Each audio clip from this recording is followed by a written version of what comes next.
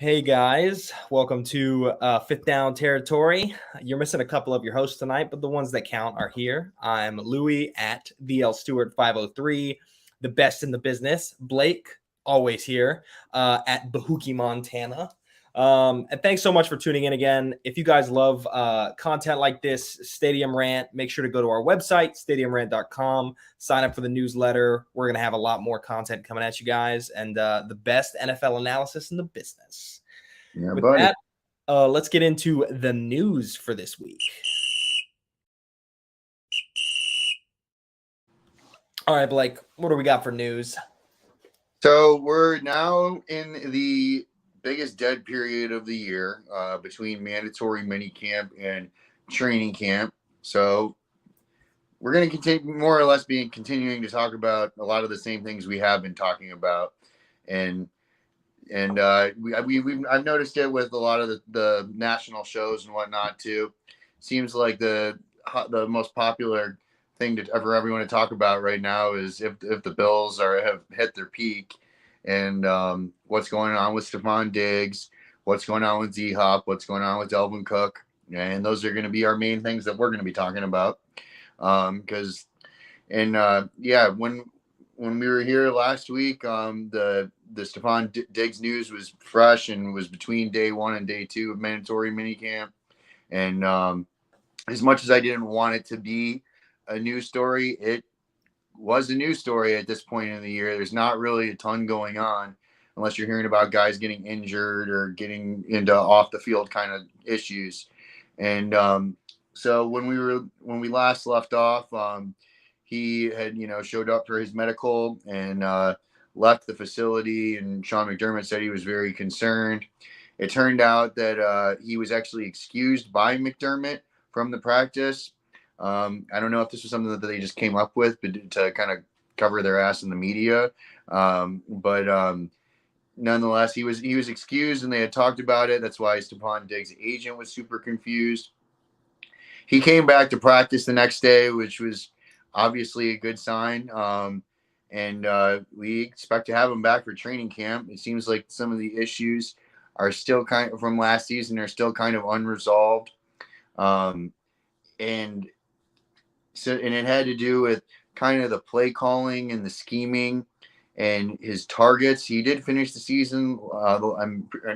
I saw a stat since 2020, the only wide receiver in the NFL that's been targeted more than him in the NFL is Devontae Adams.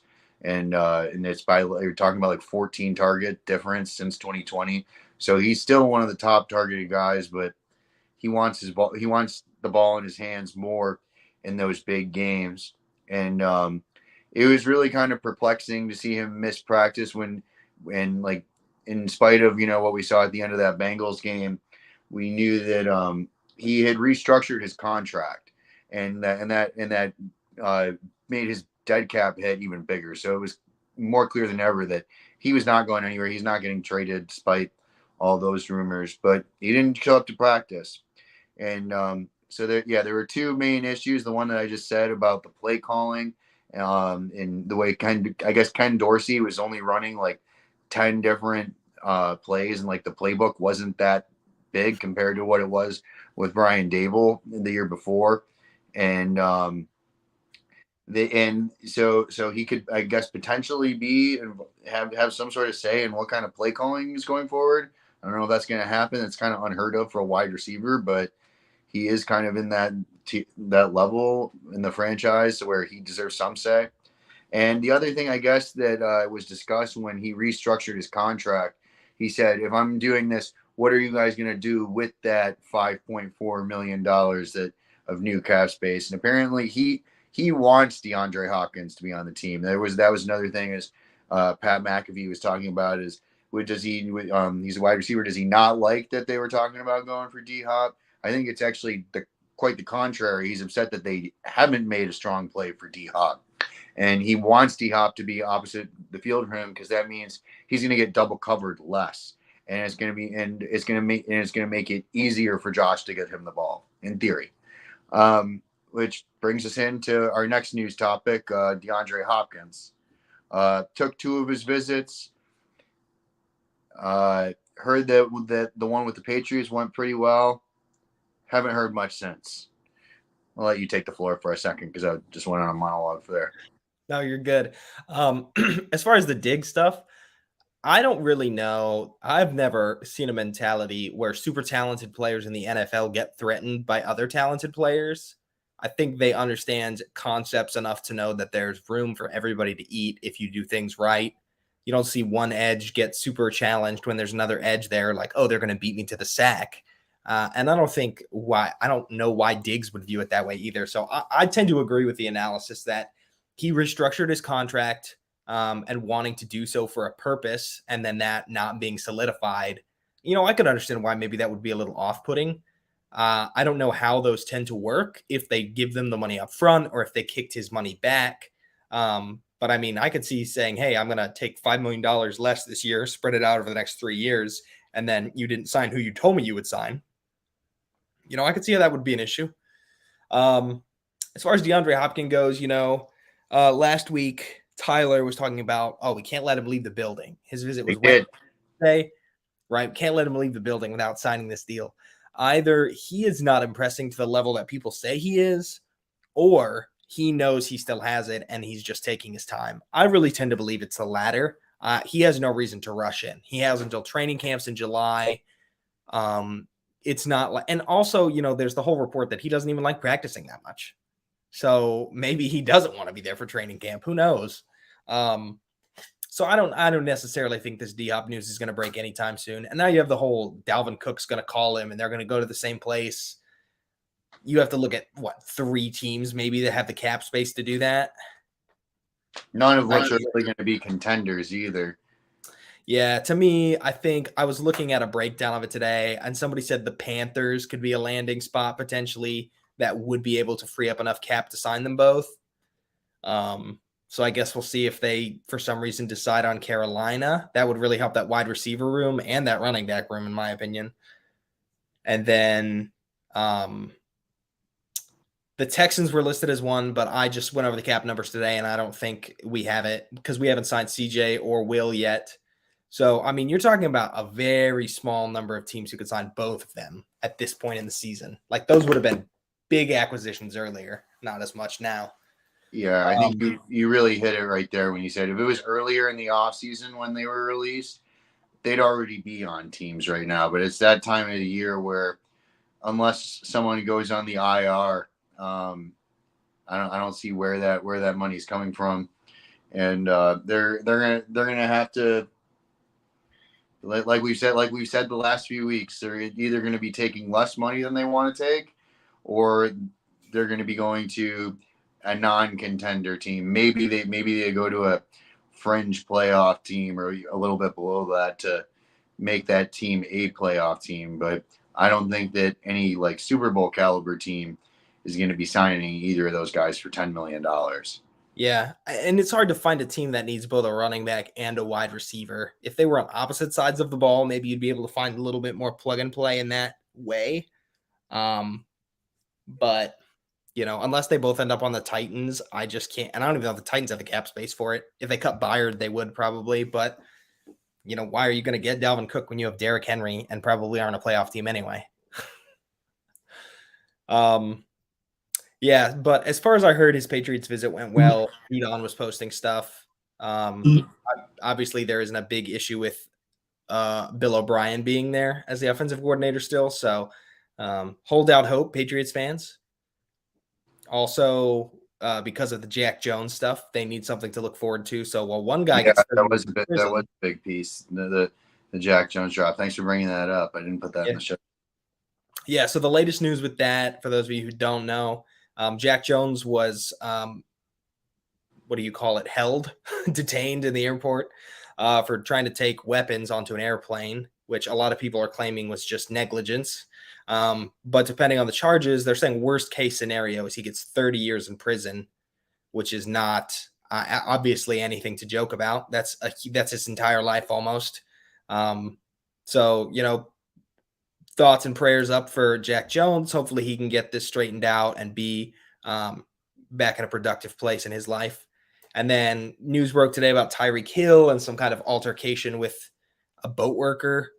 when he was out filming his YouTube Oh, stuff. I didn't hear about this. Yeah, he like hit somebody over the head, and they're not looking to press charges, but it could apparently still be an issue. I don't know. It's pretty new. It dropped about 30 minutes before showtime, so I guess we'll see. AFC East is not the place to be this week, I guess. But yeah, and the Jack Jones thing, I saw earlier this week that he was one of the people who was really outspoken about the John Morant thing and how he was being so stupid. And here we are, and he's in a pretty similar situation. Honestly, a much more severe one. Which just kind of begs the question, I guess, like how scrutinized are these guys' lives? Like you see this stuff come up, and obviously, like gun issues are prevalent everywhere, and that doesn't really tie directly to fame at all. But I mean, stuff like this Tyreek Hill thing, like people get in altercations all the time, and you just kind of putting your whole life on display. I'm sure it can be very taxing for these people. Like I can't imagine just not being able to go anywhere and having everything you do. Like I would just carry around NDAs and be like, everybody signing one. Yeah, that's pretty much what it's coming to at this point. Yeah. And I mean, talk about whatever you want. All this news with Zion Williamson and all this stuff, and people like, oh, they're just chasing the bag. But also, like, in a normal situation, if you felt like you were assaulted by someone, would you just not press charges? The cameraman and Devontae Adams last year, right? Yeah, there's all this that stuff. he said he feared for his life. Yeah, so get your bag, I guess. Yeah, you have people are desperate, and these guys have a lot to lose. Yeah, just think about how many Buccaneers players could sue Tom Brady for throwing an iPad at them in the last year of his career. Yep, Tom has really been through it the last couple of years. Or how many Marshawn Lattimore and Mike Evans could file against each other twice a year. All right. Anything else with news you want to talk about?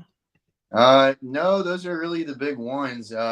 I guess touching on Dalvin, we can touch on Dalvin Cook a little bit more. I don't think he's taken any visits yet. The main thing was he put a statement out was that what he's pretty much what every player says right before they sign a big contract is that it's not about the money, and he really wants to hoist a Lombardi trophy, and he really wants to be that player that puts a team over the top. And we'll see if he's willing to put his money or lack thereof where his mouth is, because like we were just talking about with D-Hop, he's going to have to take less money to go to a Super Bowl contender. It's interesting. Which one of them do you think is more valuable to a team at this point of the season? I think it depends about which team and which offense you're talking about. I think for Buffalo, the answer would be DeAndre Hopkins. I think for Miami, the answer would probably be Dalvin Cook. But that could also be debatable because Dalvin Cook is also a really good pass blocker, and that's one of the kind of the underrated but super important things that running backs are being asked to do now, especially if you're going to be that big money running back. You need to be able to do 3 different jobs. If you're doing one job, then you deserve to be paid a third of the money, at least mathematically, right? Yeah, that's an interesting concept. So teams with a worse O-line maybe would be more interested in Cook.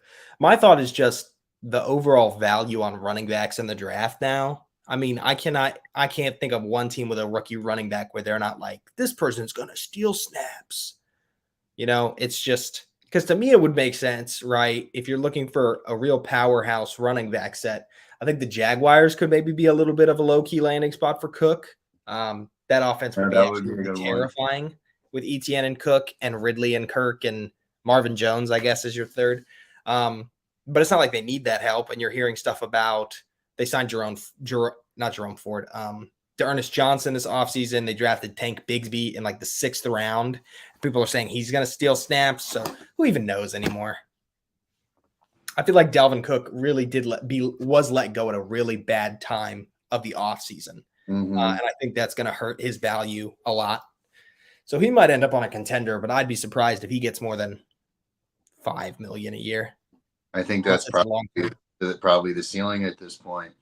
And, I mean, Yeah. you see guys taking deals for 1.3, 1.7 million. Like Damian Harris, that's basically what we got him for. And if that's the market, I mean, and someone's getting 5 million, you can get three different players, like from the bargain bin versus one guy. But Dalvin Cook is a real difference maker. I mean, in the height, I think this is a good example because he was a bill for you guys. Right now he's with the Texans, so good cross content here.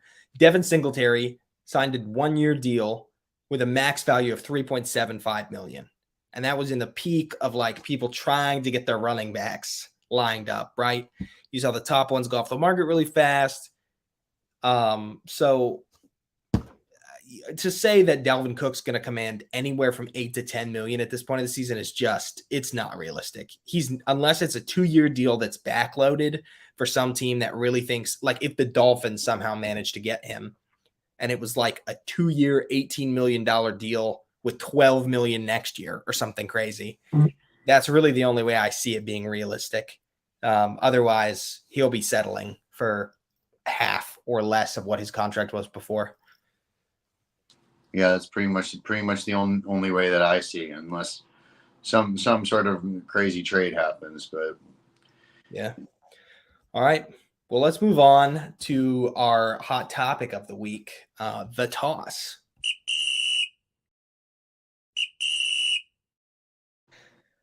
So the day the kickoff died.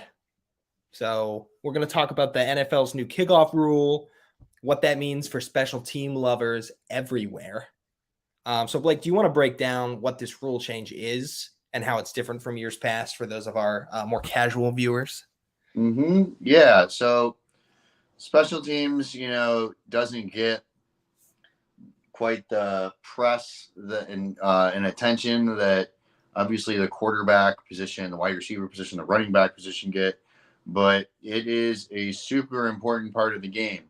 The rule change is that now a fair catch will get you to the 25. They had already made it so that a touchback would take you to the 25. So if you were choosing to take the ball out of the end zone, you had to get to get to at least the 25 for it to be a positive play. So they wanted, because they want fewer kickoff plays. They still kind of want it to be a part of the game, but then what did teams do? They started trying to kick the ball just a little bit short of the end zone so that they could make a play within the 25. And I want to say that like players who caught the ball and then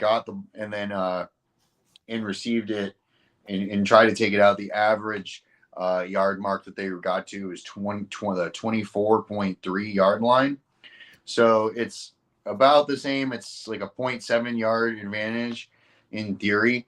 But basically now, I guess if you're catching the ball at the 20, then you could probably get the ball to the 30, reasonably thinking, depending on how high the ball is, how long the hang time is. But so it incentivizes the player to not return the ball when the ball is kicked short of the end zone. And so it's taking the kickoff out of the game more. I guess they were in the kickoff is the play where the most injuries happen.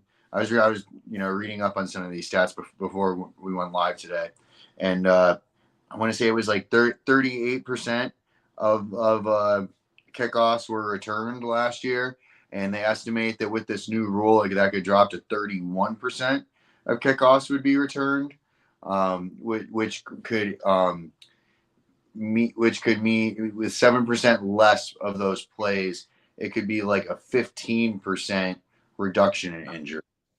This is how they use some of the numbers and figured things out. Obviously, there's a human element to this, and it's not an exact science.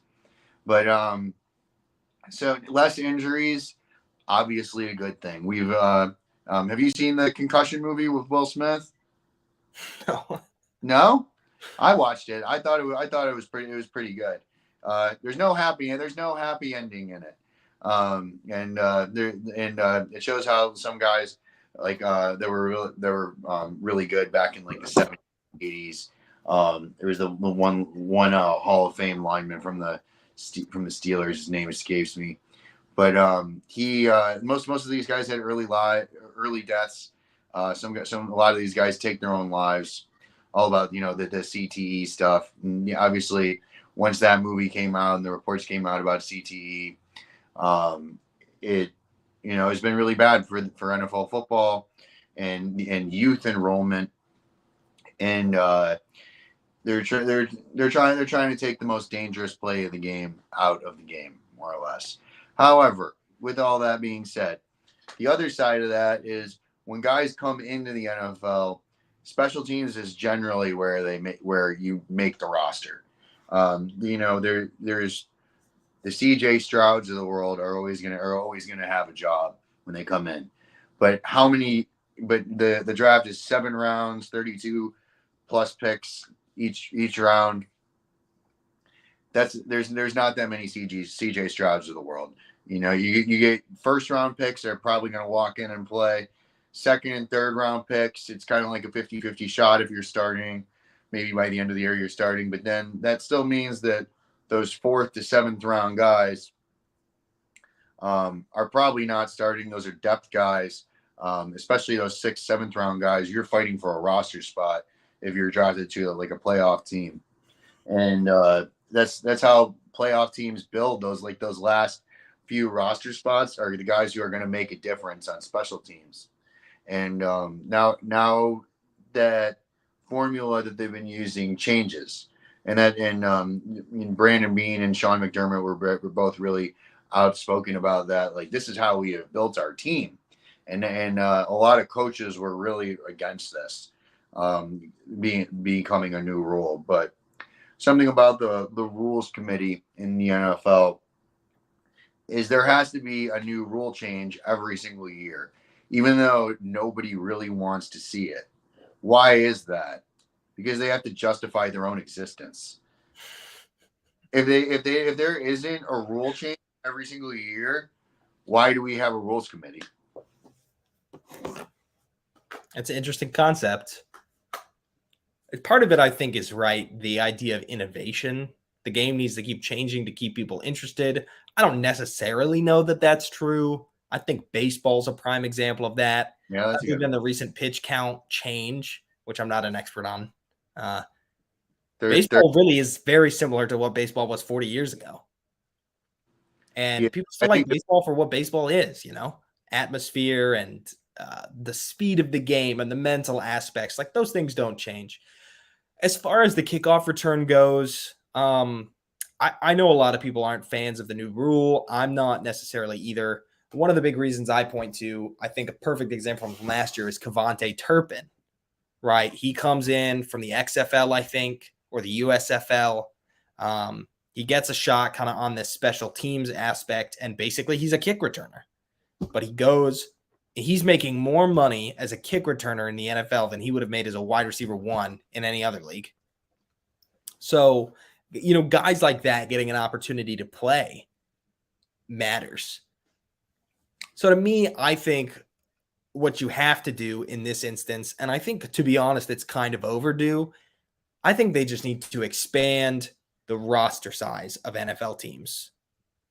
That, to me, is just the obvious solution. Like, hey, we're doing away with this aspect, but you can roster 4 more guys every year. Like a 53-man team to a 57-man team or whatever.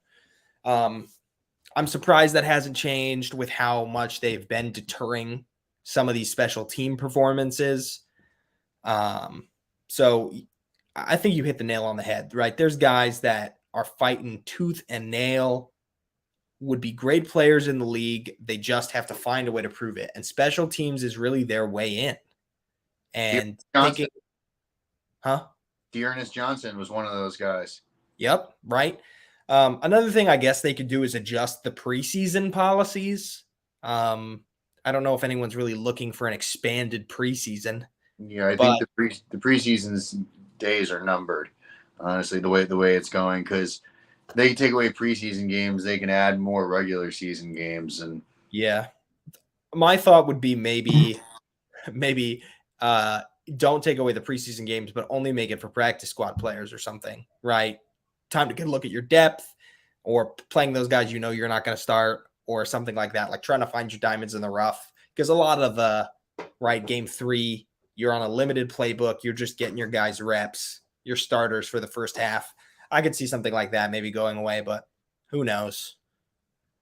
So yeah, I think I think the next step will probably be to go down to 2 preseason games. I think I liked what you said about it's pretty much for the depth guys that are fighting for roster spots. Maybe the starters come out for a series or 2 at most in one of the games they play a home game and an away game, maybe at whatever your home game is, to sell tickets and get butts and seats. And then you add another regular season game, and then hopefully you add another bye week too. I think the NFL really needs to move to 2 bye weeks, especially if they're going to continue to have Thursday night football, which with the way Amazon's invested into it at this point, I do not think Thursday night football is going anywhere. They've been talking about the way the streaming money is going to blow up the cap in the coming years. We haven't seen it yet. I think a lot of teams would love to see it this year, but hasn't happened yet. They're saying it's imminent. But I think the season is pretty much the season, and they still want the Super Bowl to be at the same time, and it's so where is that time going to come from?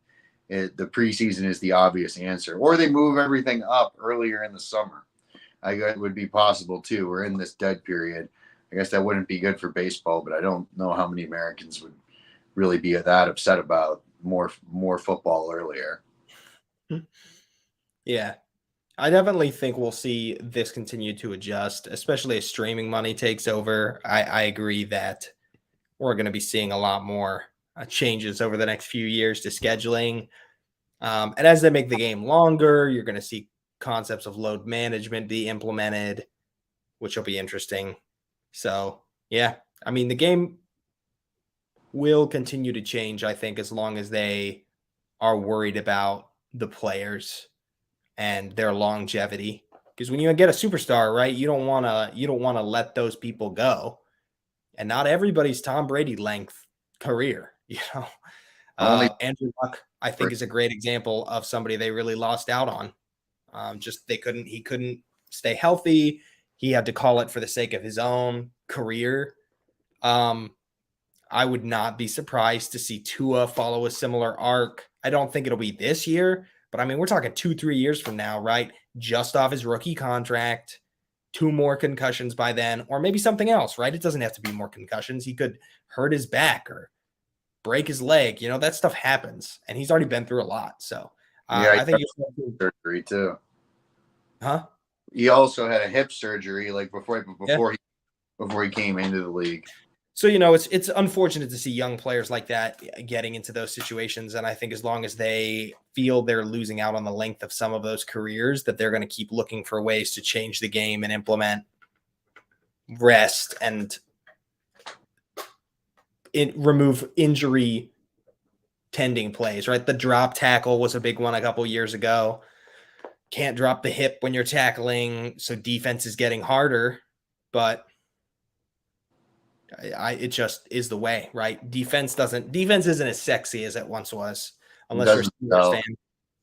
I think that your favorite game in recent history had a lot to do with it. That 51-49 Rams Chiefs games that get from with Jared Goff a couple years ago. That was like one of the highest rated NFL games in history, and and it's entertainment, and it's an entertainment business, and people want to see points scored and want to see the back and forth, and the Bills Chiefs overtime game from a couple years ago, that was up there with it too.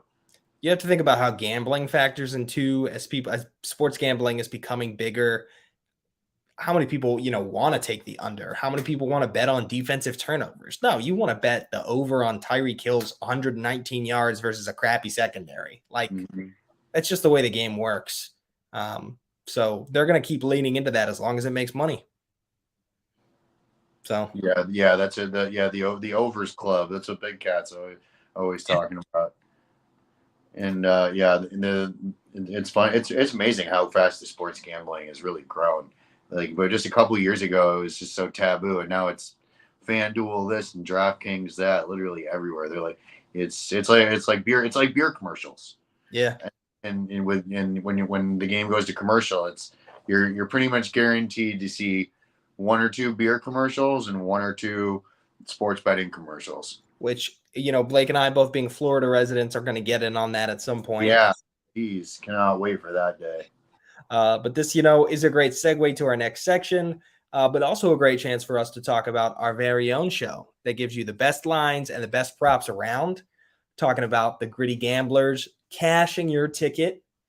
Our gamblers are going to help you the whole way. Our boys Austin, Matt, Carlson getting after it every week with big plays Mondays and Fridays at 9 p.m.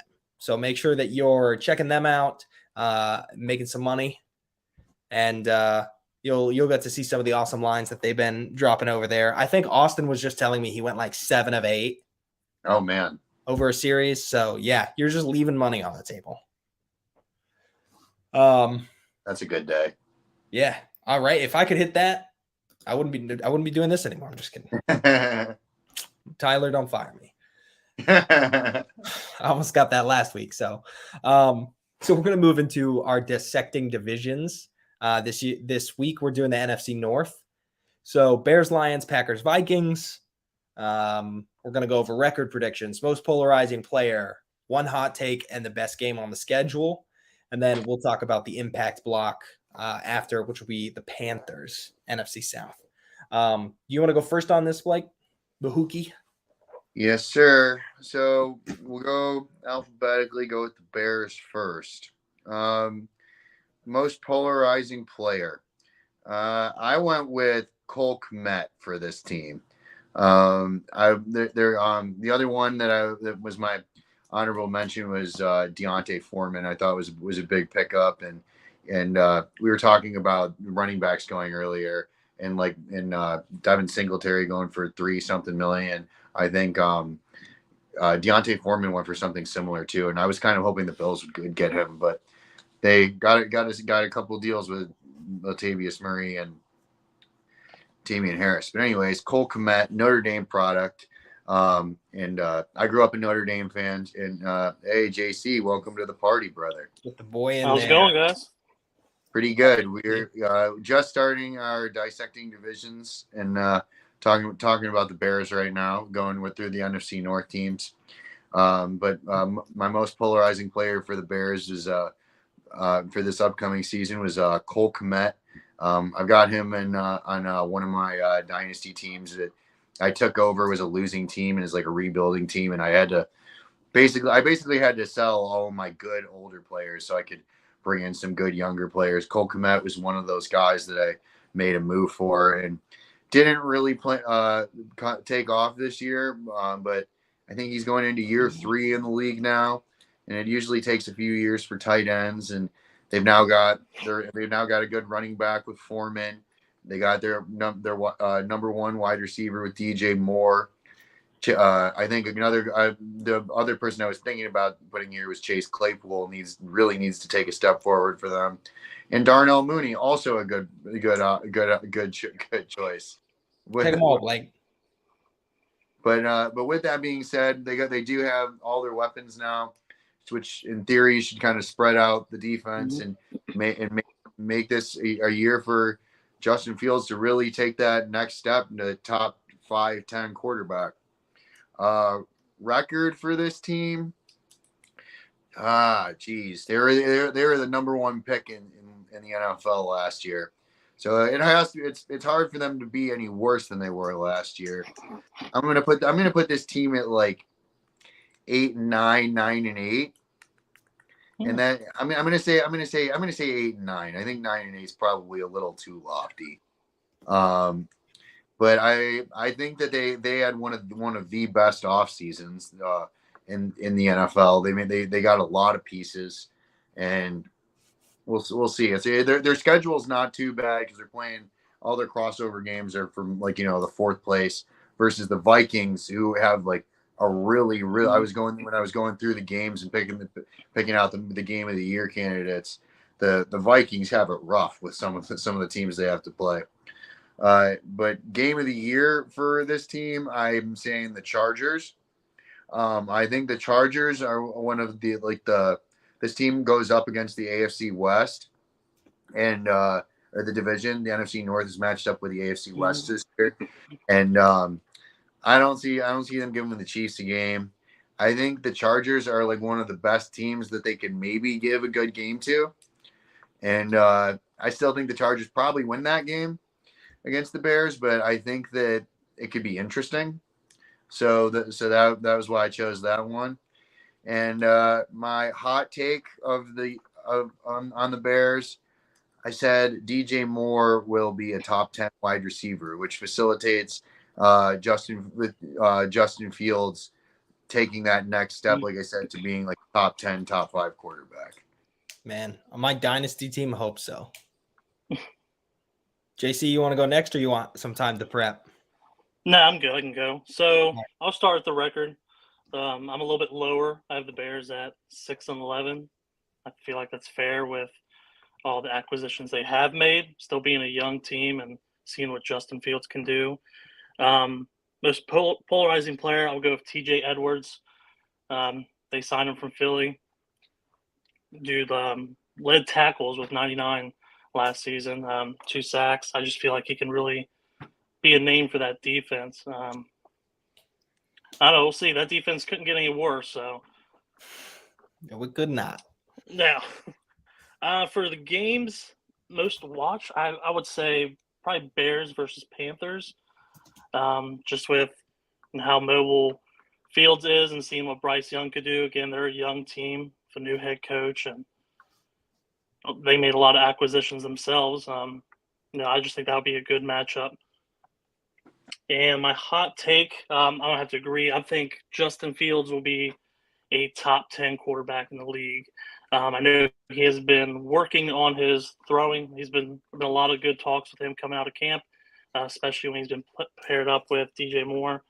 I just think he's going to make that stride this year. Yeah, that's you guys got some hotter takes than I do, I guess. My most polarizing player on this team is going to be Darnell Mooney. I think we've seen some really good out of him. I think we've seen some really bad drops out of him. So, not getting number 1 looks anymore, which could be helpful. I don't think you have to be a number 1 to be useful. Look at T. Higgins popping off every year with Jamar Chase in the picture. So I'd like to see Darnell Mooney have a 750, 800-yard season behind DJ Moore if you're hoping to let Justin Fields develop the way people hope. My record prediction is right in line with JC's. I've got 6-11. I think the ceiling, maybe if they play their best football, is 8-9. So maybe up there with Blake, but I'm seeing more like a 6-11. I don't know. I think they're going to take a little longer to put it together than most people think. My hot take. So this is going to kind of be like a little trivia moment. JC or Blake, without looking, I'll cash app either of you $5 if you can name me a starting defensive end for the Bears this upcoming season. Oh, good question. No, I can't do it. It looks like you're keeping that money. I can't think of one. I couldn't either. I had to Google it. Here's the depth list. DeMarcus Walker, I think, was a rookie pick. Yep. Don't know. Rasheem Green, Terrell Lewis, Trevis Gibson, and Dominique Robinson are their top 5. And I have not heard of hardly any of those guys unless this is the Rasheem Green that I'm thinking it is. So, I would not have guessed any of them, even if I came up with a random name. So my hot take is that the Bears have the lowest sack number in the NFL this upcoming season. Okay, fair. And then best game on the schedule. I think I'm going to go Bears Falcons. Run Forest run game. I think that's going to be the highest. I think that's going to be the highest rushing total game of the season, far and away, between Justin Fields and Bijan Robinson and Tyler Algier. I think that is going to be like a 250, 300 plus, maybe on each side, like crazy numbers. So, yeah. So circling back, we can just start back at the top if you want to go ahead and go again, Blake, and hit us up with your Lions predictions. Going through it right now. So, game of the year, I said we went through the AFC North last year, and I said, and I was going to say for the Ravens, the Dolphins. I think we both had that one, but I ended up settling on Ravens Lions, and so I'm going to stick with Lions Ravens for my game of the year. That's on October 22nd, 2023. I think that this division is going to be really close. Like I think that these teams, for the most part, are all going to be like one game apart, and I think that 10 wins is probably going to be enough to win this division this year. And that is where I have the Lions is with 10 wins at 10-7. I was thinking about putting them at 11-6. I feel like that's a little bit lofty of a prediction for a team that just hasn't been there.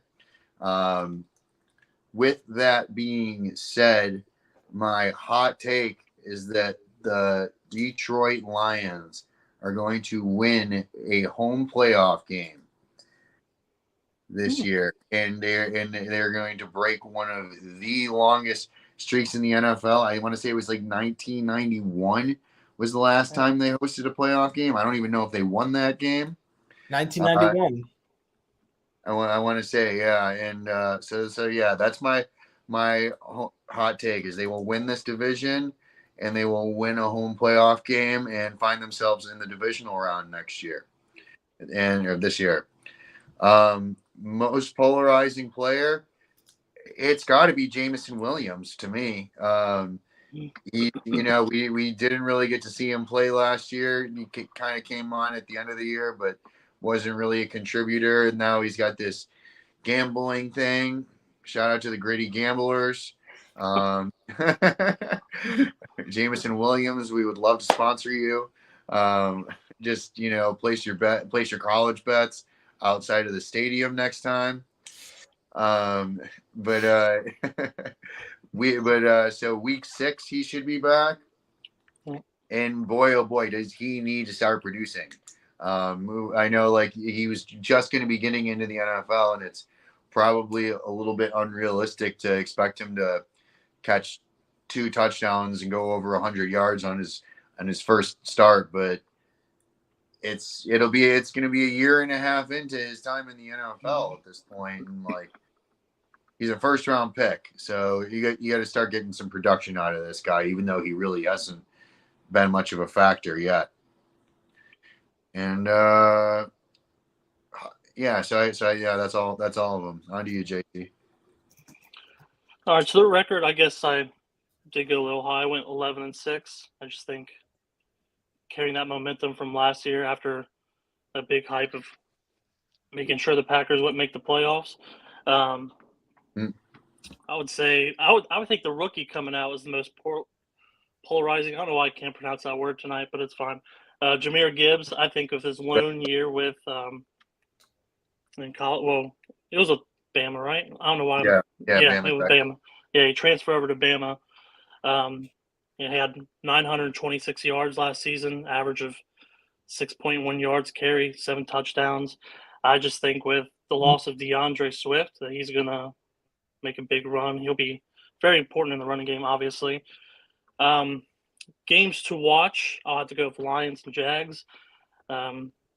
Just to see Golf versus Sunshine with Doug Peterson. I just think the Jags are coming up hot, especially with that loss with Kansas City last year in the playoffs.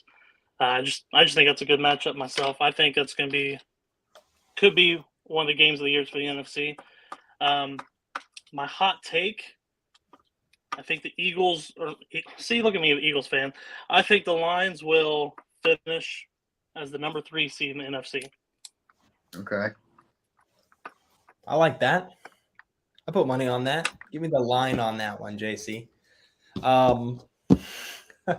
So my most polarizing player on the Lions is going to be Jack Campbell, the linebacker that they drafted, number 18 overall. I think the game's really moved away from like thumping linebackers, like what you envision when you watch Jack Campbell's film. I don't think he drops into coverage super smooth, and I think this secondary is really a point of concern for this team. It's probably gotten better since last year, but it's not getting younger, which is an issue and will be an issue in the future. So in my mind, there's where you try and add really good coverage linebackers. Jack Campbell's going to have some matchups with people like Mark Andrews, people like Travis Kelce. Like, how are you covering these guys? You're going to have to bring the safety down to help, which is going to create better looks for wide receivers on dig routes and things like that. So I think he's really going to have to play up to a level that's a little unfair for him, but the pick, I think, really requires it. So we'll see how Jack Campbell does this season. For my record prediction, I'm right up there with JC. I have 11-6. I think they're 2 scores away from a 13-4 record. I think they'll have a couple heartbreakers, but I think their record will not quite reflect how good they are. My game of the year for them is actually against the Cowboys, who I think will finish as the 1 seed in the NFC this year. Sorry, JC. You guys haven't ever won the division back-to-back, so I don't know what to say. The curse continues Since in the 2004. NFC. So I have the Cowboys winning that division this year just based on the sheer probability that trend will continue. And I think they'll be better than slightly better than some of those other teams. And I think that is a game that they will win and surprise people. So I've got that as a really good one late in the season. And then what's the last thing I need here? Oh, my hot take for the Lions. My hot take is that Jared Goff throws less than 8 interceptions on the year. He throws, that seems too hot, less than 10 interceptions on the year. There you go. That sounds fair. I think Jared Goff continues his return to form a little bit here with the Lions. I really like Ben Johnson as a play caller. I wanted to see him get a head coaching gig. He wanted to go back to Detroit. So I think him, along with Goff, Amon-Ra, Jahmyr Gibbs, Jameson Williams when he comes back, and one of the best offensive lines in the NFL, he's going to continue to showcase why Goff was viewed as a number 1 overall pick, and he's going to be more than good enough to drive the Lions into the playoffs. All right, Bahookie, time to share the love with the Packers. All right, I share the love. That's funny. All right, Packers. Historically, great franchise, and they haven't really had to rebuild my entire life. They basically, when I was a wee lad, they had Brett Favre, and he did everyone in the AFC East solid by beating the Patriots in the Super Bowl. He eventually did the same thing as Aaron Rodgers, went to the Jets, and bless his soul, wasn't that good with the Jets. Puffed them up, got their fan base excited for them to be let down. And anyways, I think they're still going to be a pretty good team, but I don't think that they will be winning this division. The NFC is significantly weaker than the AFC, and I have this team going 9-8, finishing second in the division, and that could be good enough for a playoff spot, maybe a wild card spot. That's going to depend on the rest of the division. Then my most polarizing player and hot take kind of go hand in hand here.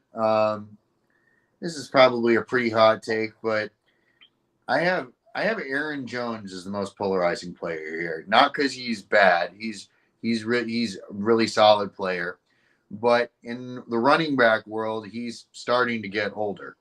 And they have this really good guy, AJ Dillon, right behind him, who is really starting to come on late in the season last year, and is still on a rookie deal. So my hot take was that AJ Dillon really breaks out this year, and Aaron Jones gets moved at the deadline. That is pretty spicy. Yeah, and Aaron Jones is one of their really good players, and the like we were talking in the beginning half of the show, like the days of running backs really getting paid is really kind of those days are numbered outside of the Christian McCaffreys of the world. And even when guys do get paid, they often get traded or cut a year or two later. So I just kind of see and I just think AJ Dillon is way too good to be a running back number 2. I think a lot of teams would love to have him. And of those two guys, I think it would make more sense to trade Aaron Jones than to trade AJ Dillon. I might be a little biased because I have AJ Dillon in one of my dynasty teams, but but in all seriousness, I it's something that I could see happening. Depending on how their record is looking, how like their playoff chances are around deadline time, and the Packers don't stay down for long. I expect this team to kind of have it's not a rebuild, but maybe a reload kind of year, and I expect them to be right back to duking it out with the Bears and the Lions and maybe even the Vikings next year. The Vikings are a weird team who seem to be really good one year and really bad the next year. It's kind of been their pattern. But those are all of my points. Game of the year, I didn't say. Giants, December 11th. That's their crossover game with the NFC East, and I feel like Packers Giants has just historically always been a really good game, and I'm interested to see how the Giants do this year. I feel like I do like Brian Dable a lot. I think what happens with the Saquon thing in these next couple of weeks is going to really have a lot to do with how their team's year goes. If he ends up pulling a Le'Veon Bell, that is not going to be any good for that team. And I feel like the Giants punched above their weight a lot last year. And the Packers, I'm pretty sure were they beat the Packers over in London, and that was a game that I could not believe. Then they beat the Ravens, and I expect the Giants to kind of come back to earth this year a little bit. And I think the Giants won a lot of close games last year. I think this is a close game that the Giants could lose against a rebounding, reloading Packers team. I like that. Some good stuff coming from Bahookie tonight. Going to follow that up, JC. Give us your Packers predictions. I went back and forth a little bit. I think I have the Packers at 10-7.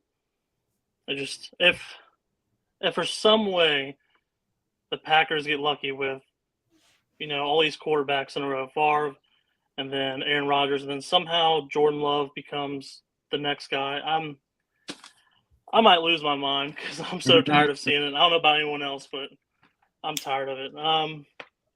With polarizing player, I'm going with Quay Walker. He's going into his sophomore year.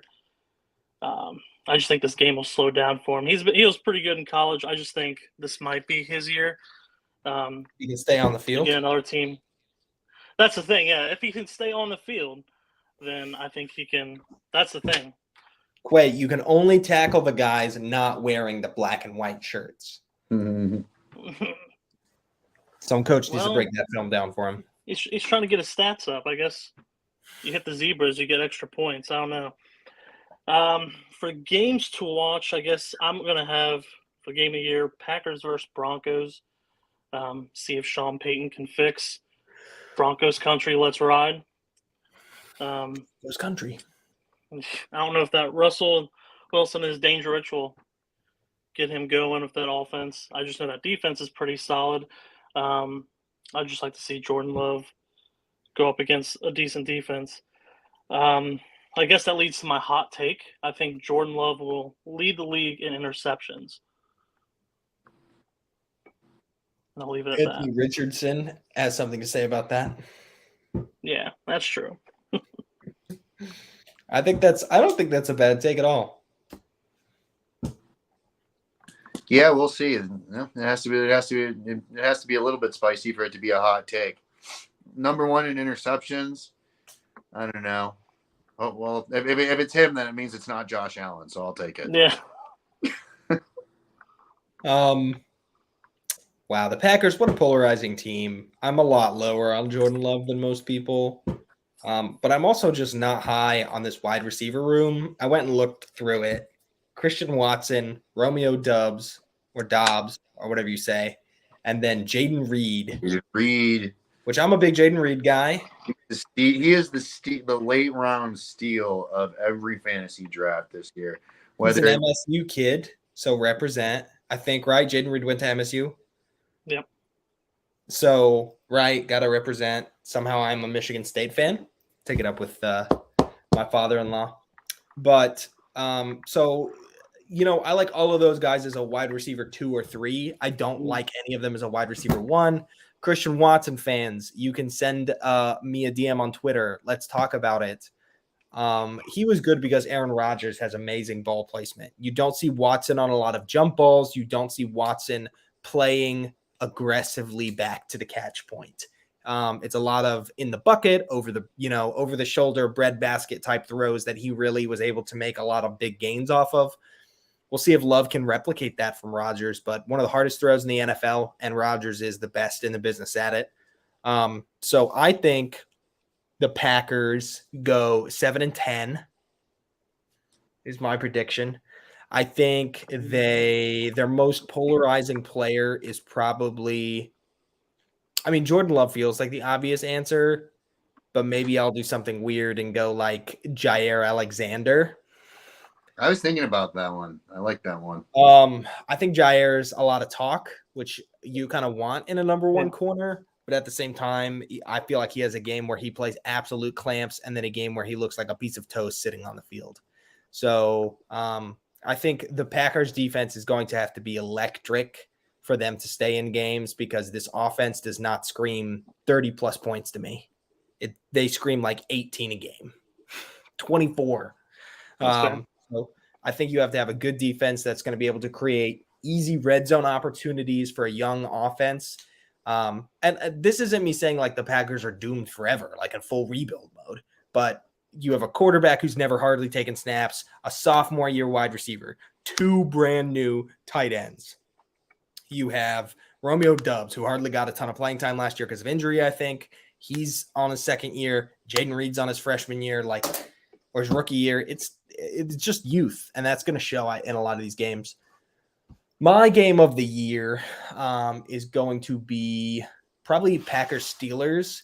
I can't imagine a better welcome to the NFL game for Jordan Love than playing against TJ Watt, Minkah Fitzpatrick, and Mike Tomlin. He's the best on the biz when it comes to defense. So I think that'll be a really challenging game and bring out maybe some of the better qualities of Jordan Love. We'll see if he can rally back after some bad plays. And my hot take is that all Packers wide receivers finish under 700 yards. Not combined, but they don't have their highest receivers in the 600s. So, all right. All semi reasonable. I think Christian Watson's a little bit better than you're giving him credit for, but we have 1 year of film, and he was force fed a lot of targets, I think, by Rodgers. So we'll just see. We'll have to see what LaFleur can do without Aaron, and we'll have to see if Jordan Love can step up from that shadow. I think a lot of it depends on those 2 things. But yeah, that was a pretty popular take. A lot of people said that it was more Aaron Rodgers throwing him open, and yeah, we'll see what the tape looks like with the new quarterback. Yep. And we'll see if LaFleur can scheme him differently to be more Jordan Love friendly. He was more of a go option with Rodgers. Maybe he ends up being more of like a dig slot kind of guy over the middle, or like a little Colorado route kind of special for Jordan Love. Give him some easy firsts. Maybe he gets his yards that way. And then let's finish it off with the Vikings. We still passed our hour mark, of course, as is tradition, but we can wrap it up. We can wrap it up before 1:30. So yeah, that would be a dub to finish under an hour and a half, honestly. But all right, moving on to the Vikings. I'm not going to say that I'm going to make this quick because that makes it take longer. The curse word. So the Vikings schedule is fucking brutal. They're like I was going through and looking at like what's the game. I'm like, ouch.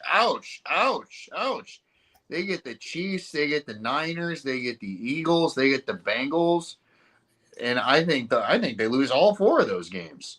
And so those were all candidates. I wrote them down for potential, but I think that they get outclassed by all of those teams. Game of the year, who's a good team that they might be able to beat? The Saints, and I think they lose to the Saints too. So record, I have them at 7-10. I wouldn't even be surprised if they fell below that. Call me crazy, but this guy they kind of overachieved last year. We saw, and then they got embarrassed in the playoffs, and now those chickens are going to come home to roost, and they get that first place schedule, and they do not look like a first place team to me. I think I understand getting Dalvin Cook off the books and saving some cap money, but yeah, I think seven wins is generous for this schedule and this team.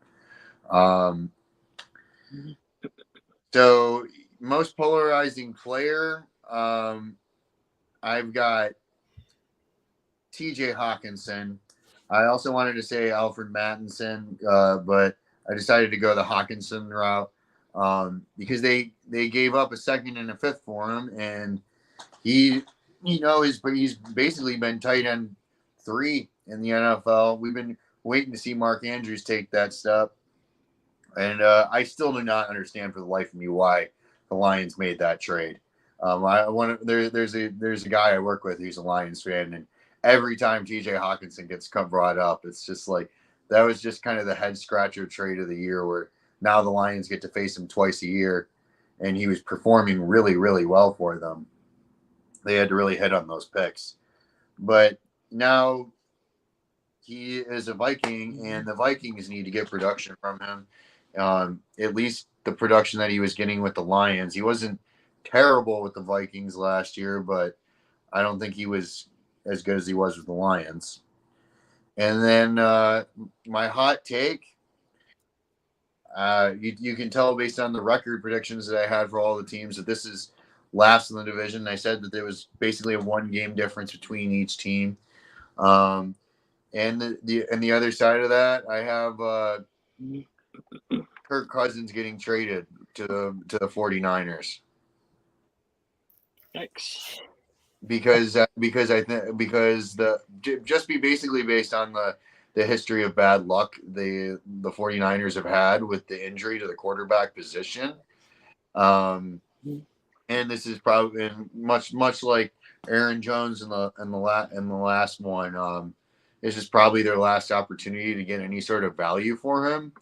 And I think that if you put Kirk Cousins on that 49ers team,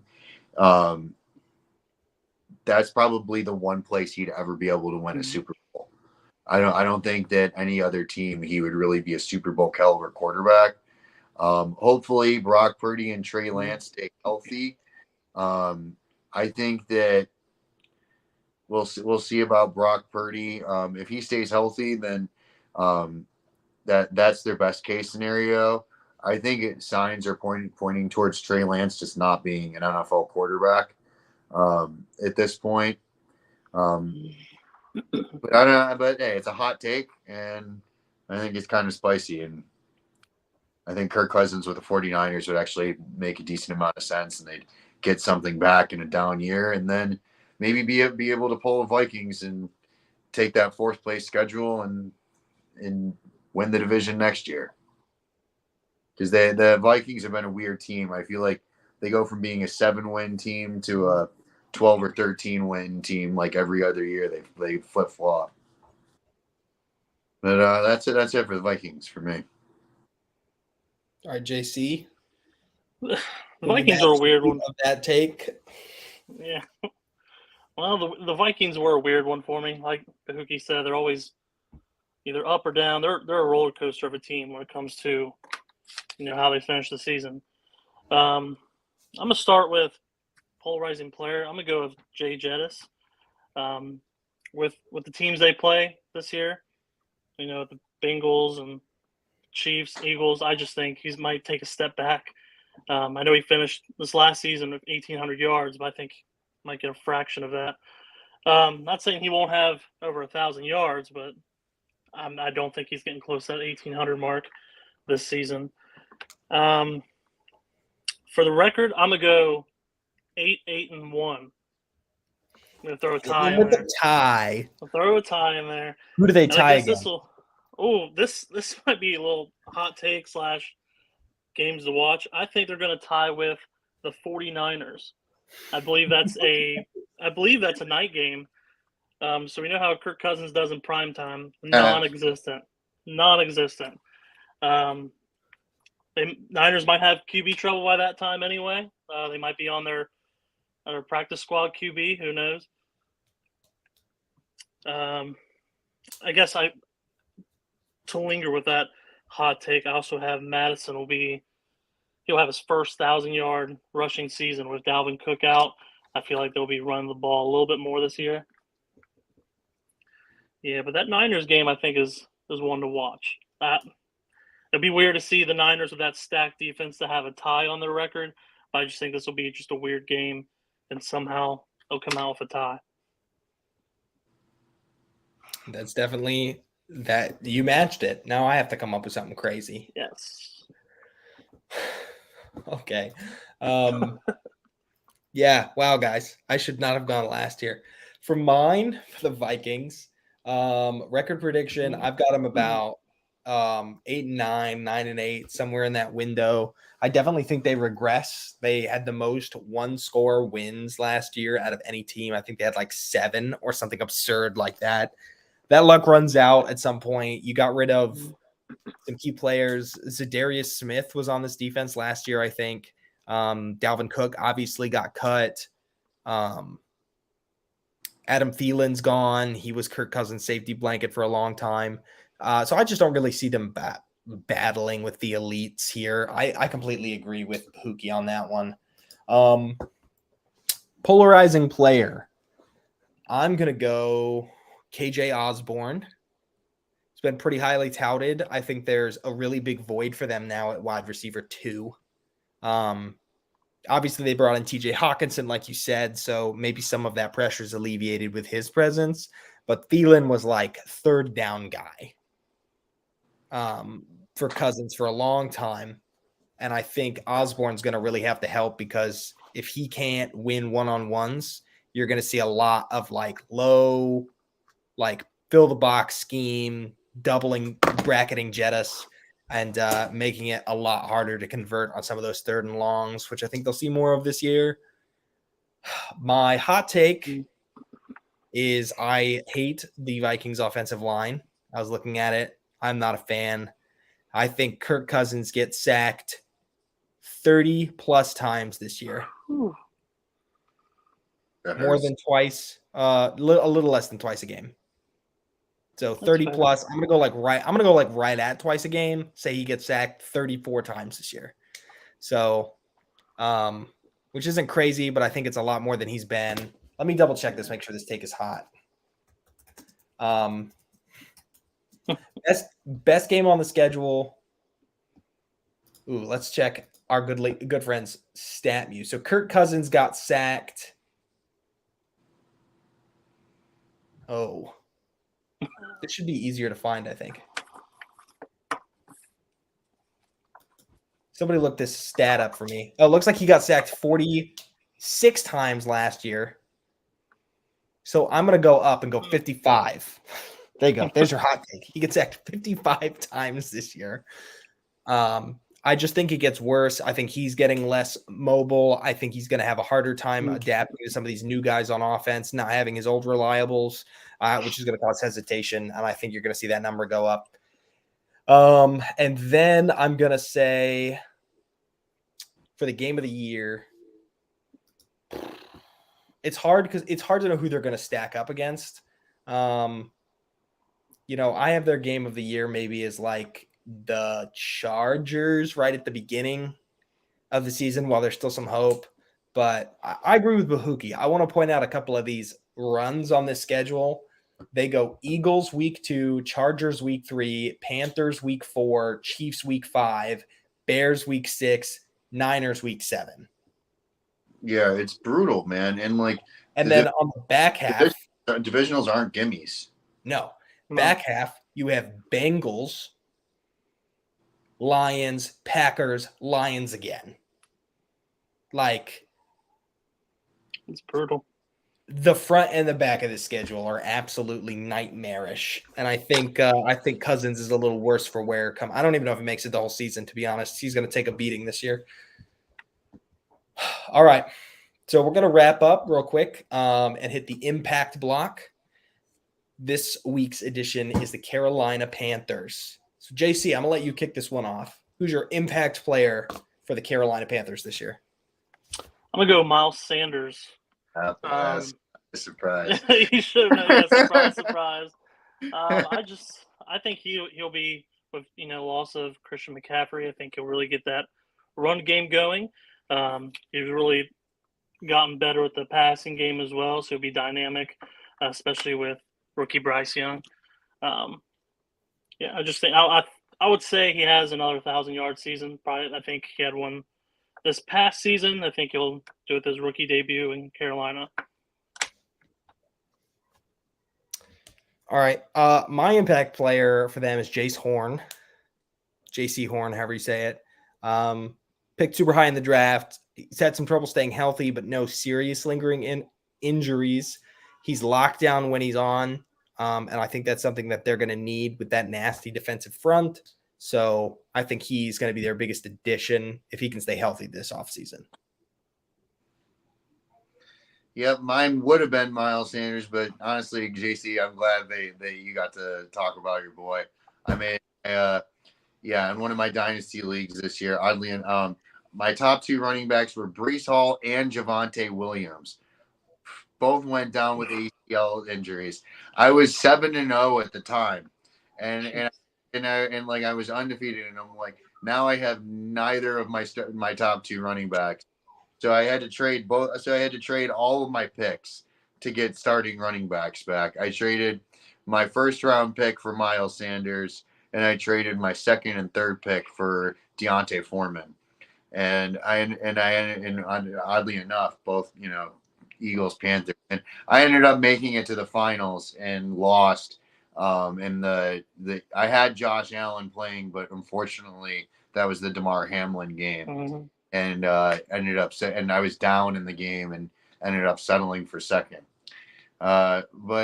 Anyways, so with that being said, against those Bengals, I'm going to take Hayden Hurst, who is now the tight end for Carolina, and he was really starting to come on for the Bengals later in the season last year, and tight ends are always, a young quarterback's best friend.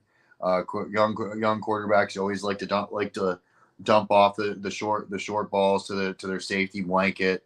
And in Hayden Hurst, I think is 28 or 29 now, which is honestly like the opposite of running backs. Like running backs, you basically have until that age, maybe a year or two longer.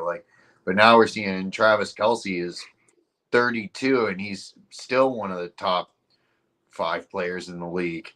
So yeah, I'm going to Hayden Hurst for the impact player for this Carolina Panthers team. What a great pick. the kind of analysis you only get on Fifth Down Territory. Thanks to our guest this week, JC. Appreciate you filling in, man. Hopefully we can get Tyler back on here next week. Maybe get Shane back at some point. Yeah, Shane, where are you, bro? It's week 3. It's your iHeartRadio. Yeah, let's not get him in trouble with his job. Thanks for tuning in, everybody. If you enjoyed this content, also check out Sportsmanlike Misconduct, hosted by one of our boys, Carson McKindley. He's always coming up with innovative ways to bring content to his community. So after this episode, make sure you go check him out on his channel and his recent record predictions. Also, if you enjoyed this content, sub on YouTube, follow along on Facebook, retweet on Twitter. We're out here grinding for the content. We'll see you guys next week.